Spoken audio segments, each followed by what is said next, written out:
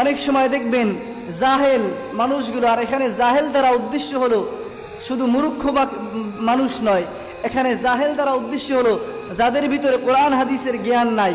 অনেক মানুষের অনেক ডিগ্রি নাই, অনেক সার্টিফিকেট নাই, কিন্তু তার ভিতরে সভ্যতা ভদ্রতা আছে, তার ভিতরে আল্লাহর কোরআনের আলো আছে। আর অনেক মানুষ এখানে আল্লাহ জন্য বলেছেন যে ওয়াইদা খাতাবাহুমুল জাহিলুনা ক্বালু সালামা, জাহেলদের সাথে তারা তর্কে লিপ্ত হয় না। যখন জাহেল মানুষগুলো তাদের সাথে তর্ক করতে চায়, তারা তখন সালাম দিয়ে ফিরে আসে।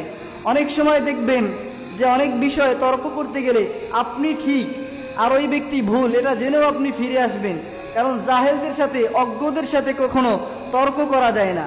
তর্ক করতে হলে সমানে সমানে করতে হয়।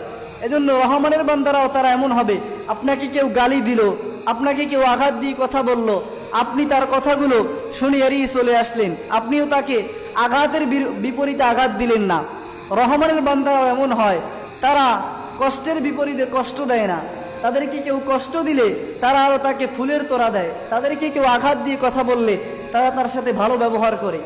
এর চাইতে আর প্রতিশোধ কি হতে পারে? আপনার সাথে একটা লোক খারাপ আচরণ করেছে, এখন আপনিও যদি তাকে খারাপ আচরণ করেন তাহলে তার ভিতরে আর আপনার ভিতরে কোনো পার্থক্য রইল না। কিন্তু আপনি যদি তার সাথে সুন্দর ব্যবহার করেন, এই ব্যক্তি আরও লজ্জায় পড়ে যাবে যে দেখলে আমি এই ব্যক্তির সাথে কত খারাপ আচরণ করলাম আর এই আমার সাথে কত সুন্দর ব্যবহার করলো।